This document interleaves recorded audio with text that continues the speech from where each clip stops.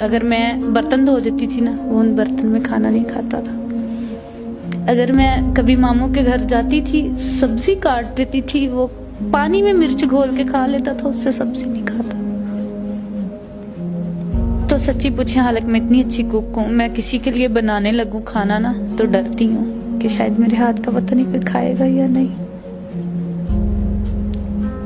اس نے کہنا نہیں، اس کے ہاتھ لگے ہوئے، یہ کالی ہے. اگر میں جس چارپائی پہ بیٹھی ہوتی تھی، اس چارپائی پہ نہیں وہ بیٹھتا تھا. صرف کہ یہ کالی ہے. کالی ہے. اسی کالی نل کیوں کریے، میرا پتر ایڈا سونا. میری ماں نے کہا ٹھیک ہے تسی اپنے پتر دی کرو، جہاں بھی جاؤ اس کالے رنگ کو ہی لے کے ایک وہ جج کیا جاتا ہے کہ نہیں. اگر کام پہ ہیں تو لوگ بہت سے مذاق بناتے ہیں، یہاں تک کہ اپنے گھر والے رشتہ دار بہت مذاق بناتے ہیں. کیوں بناتے؟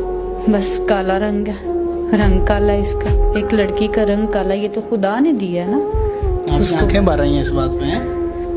ایسے ہی ہوتا ہے، بچپن سے لے کے اب تک میں اس کو فیس کر رہی ہوں، تو ایسا تو ہوتا ہے. پھر